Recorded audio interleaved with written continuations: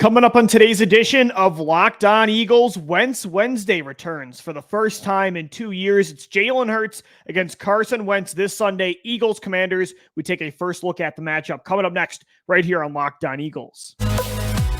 You are Locked On Eagles, your daily Philadelphia Eagles podcast. Part of the Locked On Podcast Network, your team every day.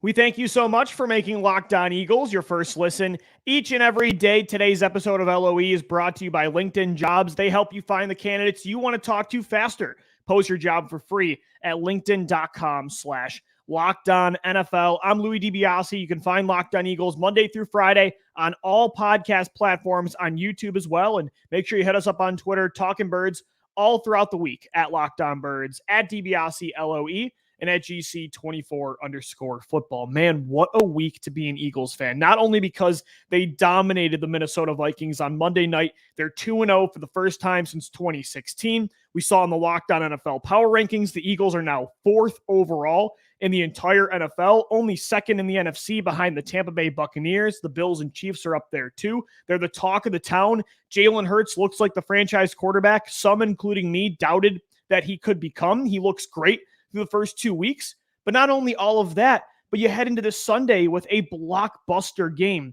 against the Washington Commanders, your first NFC East matchup of the year, and it's against your old franchise quarterback in Carson Wentz. That is an intense yet entertaining storyline that we're going to talk about today as Wentz Wednesday returns to the show. We've got Crossover Thursday tomorrow with Chris Russell of Locked On Commanders to take a deeper dive into the matchup.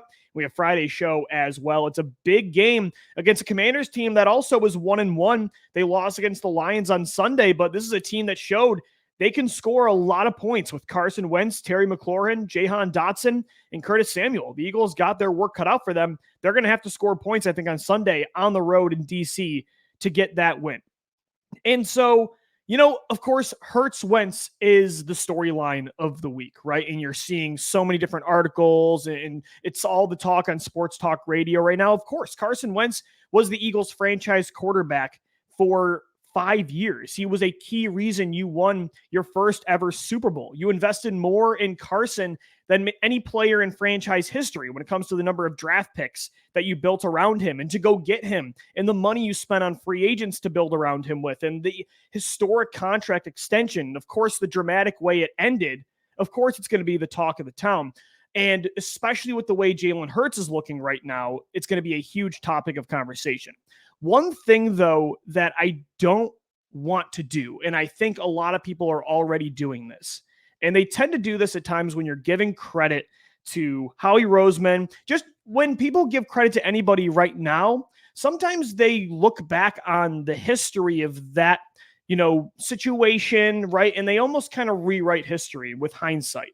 And that's what I don't want to do. And I think people are already starting to do that, where they're giving credit to Howie Roseman and the Eagles for recovering after Carson Wentz. And they should totally get credit for that. As I've said a lot on this show, most teams take years to recover from what happened with Carson Wentz, where you lose your quarterback you invested that much in, you have that kind of cap hit. It takes your franchise significantly back with 4 wins in 2020. You trade him away. You lose your head coach who you fire. Everything blew up in their face when Wentz regressed during that pandemic year in 2020. The fact that Howie Roseman cleaned up this roster in just 2 years, but not only that, but Jalen Hurts looks like the guy that you thought you lost with Carson. I mean, it's incredible. It is so impressive. That can debilitate teams for years and years. And the Eagles rebounded and it took them it didn't even take them one transition year. 2021 was the transition year. And in their first season with another quarterback that wasn't Wentz, they made the playoffs. So they should get a ton of credit for what they did, what they're doing now. Now they look like a perennial title contender through the first 2 weeks. And Jalen looks amazing with the way they've built around him. But now people are starting to rewrite history and say Howie Roseman saw this coming all the way, right? And that he took Jalen Hurts in 2020 for this reason. He knew he was going to be the franchise quarterback eventually, and he knew Carson Wentz was going to regress in 2020. That is where I draw the line, where I want to give credit without living in this revisionist history scenario. Howie Roseman did not take Jalen Hurts to be the franchise quarterback. He took him to be a top-tier backup to Carson. There was little reason to project that Wentz was going to turn into who he was, coming off the most impressive run of his career at the end of 2019 to win 4 straight games with that practice squad offense and win the NFC East. And not to mention all of that, but he wanted Carson Wentz back in 2021. Shel Kapadia of The Athletic and now of The Ringer reported just a month ago when writing a piece about Jalen Hurts, he said that the Eagles preferred to bring Wentz back in 2021. They explored other quarterback options these last 2 off seasons. Zach Wilson, Russell Wilson, unfortunately so Deshaun Watson. They sniffed around these draft prospects over the last few years. So although it is the best case scenario is playing out in a post Carson Wentz world where Jalen Hurts is becoming the guy, it's an amazing story. You have 2 first-round picks next year now that you can build around him with rather than use to try to replace him. He's on a super cheap contract right now that you could still get a whole nother season out of. It is the best case scenario. It's an amazing story. This is exactly what the team wanted to happen, what fans wanted to happen. Believe it or not, what I wanted to happen. But let's not, again, rewrite history and say that this is what we all expected. This is what Howie Roseman planned. Honestly, a lot of this is luck that your second-round backup turned into who he is right now. That's my only issue is I want to give Howie Roseman all the credit he deserves with the way this team has turned around. And believing, you know what you can give him credit for when it comes to Jalen Hurts is believing in Jalen more as a prospect than the majority of teams in the NFL in 2020. Because that is one thing I will say about Howie. He recognized that Jalen had a higher ceiling than other teams did. Daniel Jeremiah even said that he talked to a lot of teams that year during the draft process, and most of them had, at best, a 3rd-round grade. Most of them had a 4th-round grade on Jalen coming out of Oklahoma because of what they thought, and maybe still is a limited passing ceiling. Howie Roseman took him in the 2nd round. Most people, we weren't just shocked that he took a backup quarterback in the 2nd round when you just invested all of that money and resources into Carson Wentz. But a lot of people were shocked because, again, they didn't think Jalen Hurts was a prospect worth a 2nd-round pick. So that's one thing you can give Howie Roseman credit for in this entire story is that he thought Jalen was a much better prospect than people believed. And Hurts right now is proving him right. Even if Hurts doesn't become the guy, I think he's already proved Howie right in that way that he liked him more. He was right to believe in him more as a prospect than the rest of the NFL. But let's not suddenly put Howie Roseman on this pedestal that he saw all of this coming, that it was predictable that Carson Wentz would do what he did in 2020, as if Roseman had no influence in how that entire demise was created. You know, that's my only thing. Like let's not say that he projected all of this and that's why he took Hurts to begin with and blah, blah, blah. That's my only issue that I'm seeing right now as we start off Hurts versus Wentz week, Eagles Commanders, is I see a lot of revisionist history. And that is kind of what drives me nuts is you got to give people credit, but also you still, when things are better, that doesn't unwrite what happened back in the day. And that's my only issue that I wanted to get into before we dive deeper into this matchup. I think this game is very personal for Howie Roseman, for Carson Wentz, for Jalen Hurts. I think it's going to be an intense atmosphere. I wish the first game was in Philadelphia, but it's going to be in DC. Still going to be a great game we'll continue to get into coming up next right here on Locked On Eagles. And guys, today's podcast is brought to you by LinkedIn Jobs. LinkedIn Jobs is the fastest and easiest way for you to find the right people for your small business to fire on all cylinders. They're here to make it easier to find the people you want to talk to faster and for free. Create a free job post in minutes on LinkedIn Jobs to reach your network and beyond to the world's largest professional network of over 810 million people. Then add your job in the purple hashtag hiring frame to your LinkedIn profile to spread the word that you're hiring so your network can help you find the right people to hire. Simple tools like screening questions make it easy to focus on candidates with just the right skills and experience so you can quickly prioritize who you want to interview and hire. It's why small businesses rank LinkedIn Jobs #1 in delivering quality hires versus leading competitors. LinkedIn Jobs helps you find the candidates you want to talk to faster. Did you know that every week, nearly 40 million job seekers visit LinkedIn Jobs? Post your job for free at linkedin.com/LockedOnNFL. That's linkedin.com/LockedOnNFL to post your job for free. Terms and conditions apply.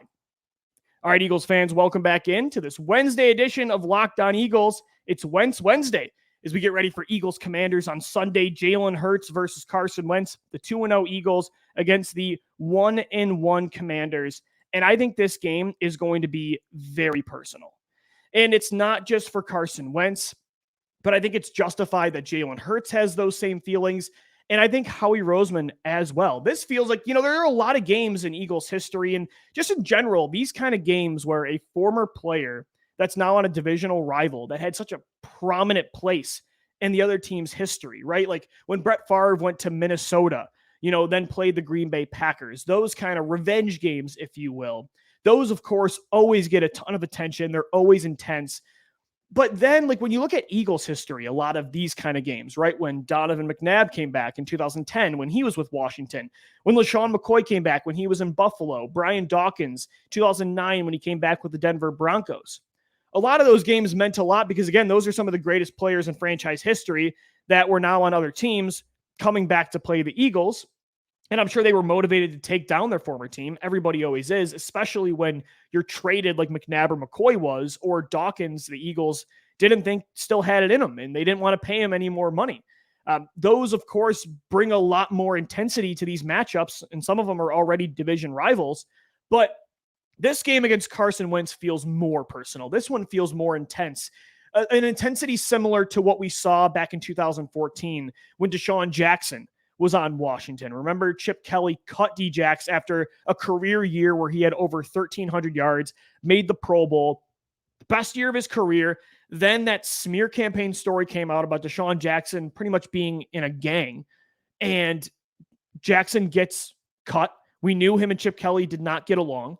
D-Jax comes back week 3 with Washington against the Eagles, and he looked like a guy that was out for blood. And that game was one of the most intense that I watched in my fandom growing up. And so that's what this game, not that Wentz is going to be like DeSean Jackson, where he's going to do the Eagles touchdown celebration where he's flapping his wing and then he kicks the bird. Carson's not petty like that, like Jackson is. He's not going to get in guys' face and talk trash.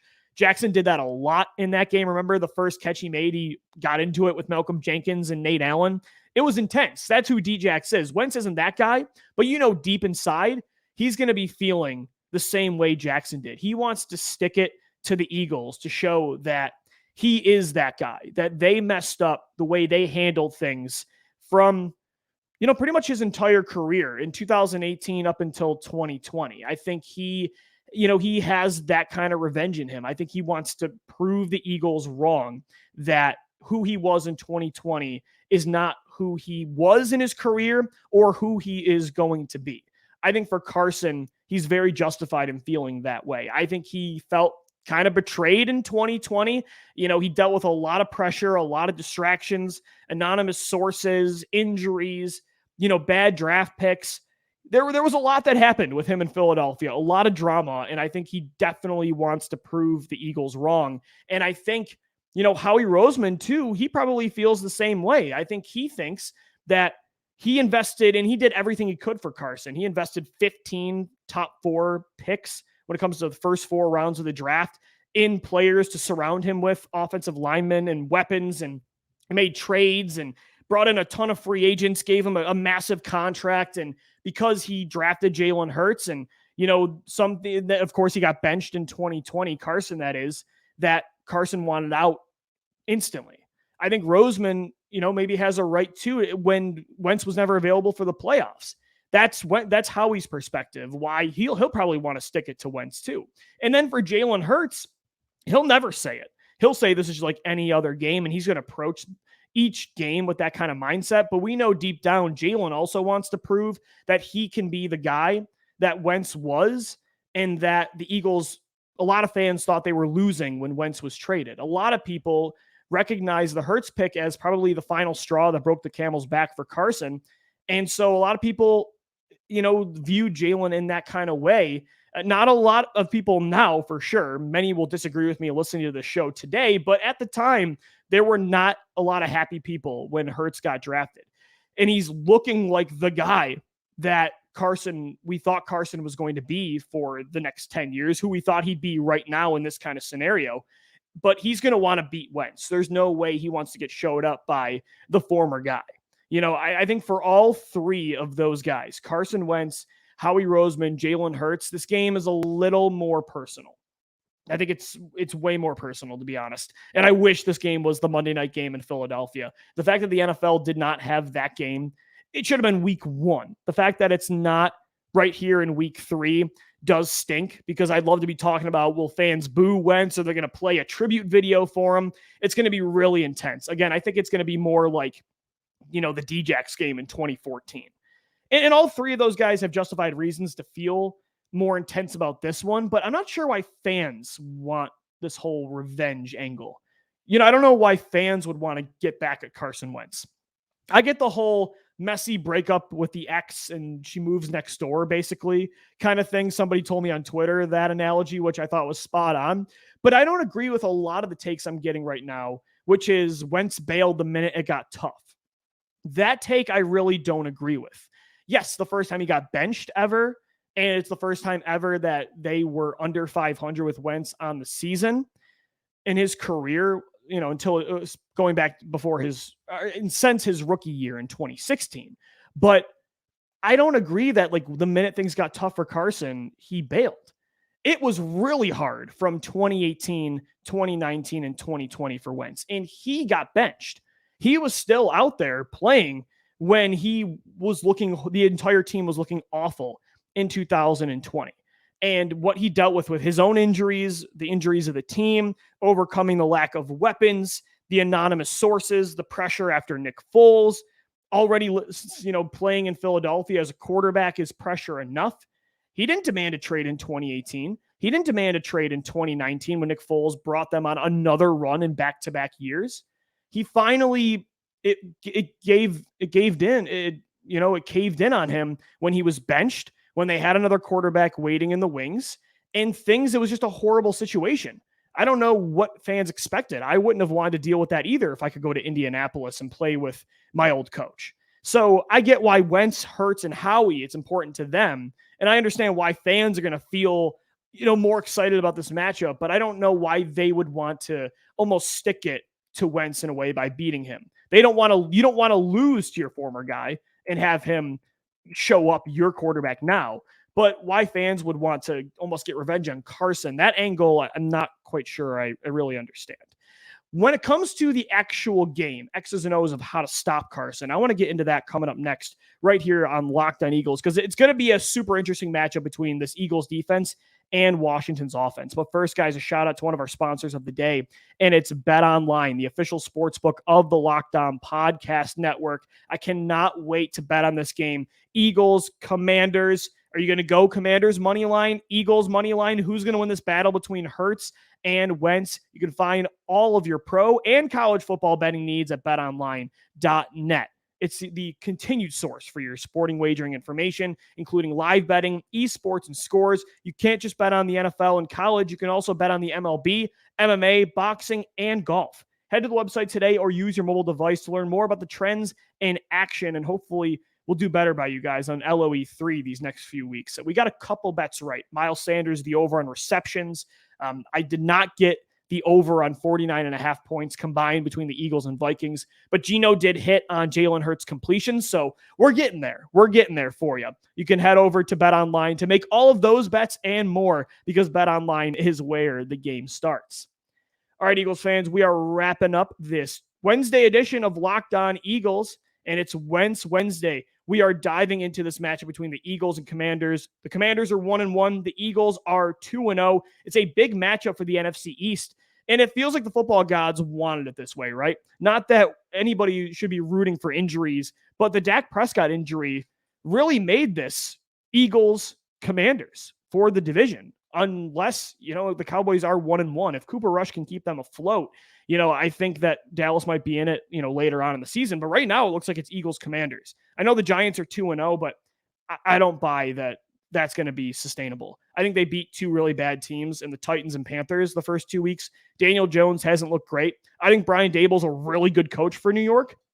But right now, if Dak Prescott's out for a while, I think this division race is going to be between the Eagles and Commanders. And that's the thing is, I see on Twitter every week, Carson Wentz still makes these crazy boneheaded plays. He's still stubborn and has not learned to get rid of the issues he's always had when it comes to a lack of feel in the pocket for when pressure's coming. He holds onto the football way too much. Some of the plays he tries to pull off instead of just taking the easy yards, regardless of the in-game situation, like those things Carson has always dealt with. And he just cannot shake it. And it's part of what's been his downfall over recent years. And it's part of why he hasn't been a great quarterback like he used to be, for sure. And you see that on Twitter. Every week there's, Eagles fans posting a funny video of a crazy Wentz attempt. And while that is true, he does that literally every week still. This is not the 2020 version of Carson Wentz. Like, this is a pretty good quarterback the Eagles are going to be playing on Sunday that you cannot overlook. That can still, he tries a lot of stupid things, but sometimes he pulls them off. And sometimes he makes plays, some crazy throws in tight windows that you say not many quarterbacks could make that kind of play. And with the weapons he has, I think this is the best trio of weapons Wentz has ever had. Terry McLaurin, Curtis Samuel, and the rookie Jahan Dotson. The way those three are hooking up with Wentz right now, these first 2 weeks, it is going to be a tough matchup for the Eagles defense. Carson Wentz, even last year, was he 2017 Wentz? No, but the guy still threw 27 touchdowns and 7 interceptions. So they can't overlook this matchup. The Washington Commanders are scoring a lot of points. And so I think the key, though, to get after Wentz is going to be, because Wentz does hold on to the football still, because he forces things, it would be great if the Eagles can, for the first time this year, because even against Minnesota, they won a lot of the time up front with blitzes. Kirk Cousins was rushed a lot, but Jonathan Gannon sent the house. It would be really nice if the 4-man pass rush could do what they did at the end of that Washington game where, Fletcher Cox started to take over and Josh Sweat and Hassan Riddick, because if you can then have more guys dropping back in coverage, but still make Wentz feel flustered, he's going to try to force things. And if you got more guys in coverage, that could create some more turnovers against Carson. But I want to rush his clock. I want to get him feeling pressed, because again, when Wentz feels pressed, that doesn't always mean he gets rid of the football or he gets down or he takes care of the ball like Jalen Hurts does. He's going to try to hold on. He's going to try to escape. And his feel for the pocket right now, not great when it comes to the crowd around him. So if the key is really just going to be pressure overall.